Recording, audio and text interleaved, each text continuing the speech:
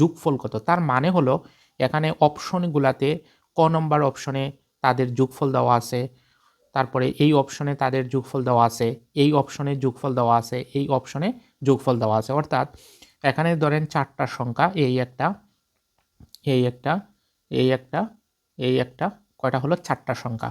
এই 4টা সংখ্যার যোগফল, এই 4টা সংখ্যার যোগফল হচ্ছে এখানে 12 হতে পারে, এখানে 15 হতে পারে, এখানে 20 হতে পারে, এখানে 18 হতে পারে।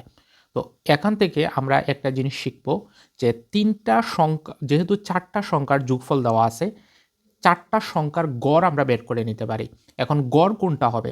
গড় হবে দেখেন, এখানে হচ্ছে 2টা, এখানে হচ্ছে 2টা সংখ্যা, ঠিক এখানের মধ্যে একটা সংখ্যা হবে যেটা হচ্ছে গড়।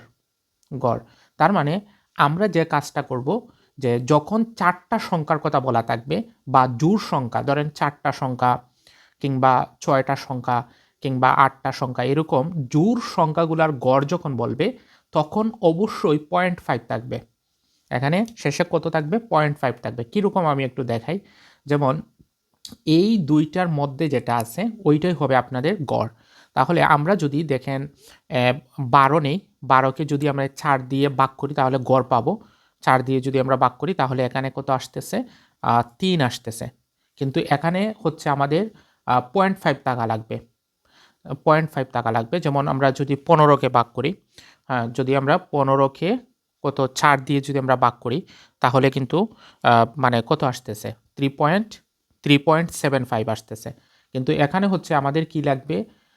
গড় লাগবে, অর্থাৎ এমন একটা সংখ্যা লাগবে যেটা হচ্ছে আপনার 4.5 কিংবা 5.5, 6.5, এইরকম একটা সংখ্যা লাগবে। এখন তার মানে কি হচ্ছে? আমরা এটা উত্তর হচ্ছে না, এটাও উত্তর হচ্ছে না।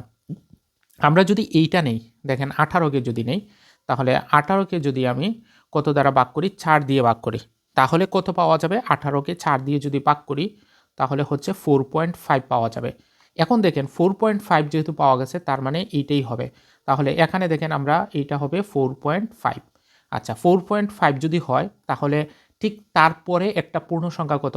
5। এরপরে কত হবে? 6। তাহলে 5-এর আগে কত হচ্ছে? 4। 4-এর আগে কত হবে? 3 হবে।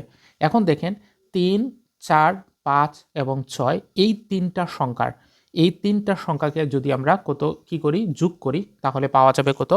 18 পাওয়া যাবে। কত পাওয়া যাবে? 18 পাওয়া যাবে, 18। এবং আমরা যদি কি করি? এই 3, 4, 5 এবং 6কে যদি আমরা গুণ করি তাহলে পাওয়া যাবে হচ্ছে আমাদের কত? 360। 360 পাওয়া যাবে। তার মানে হলো আমাদের উত্তর হবে কত? 18। যেহেতু এখানে জোড় সংখ্যা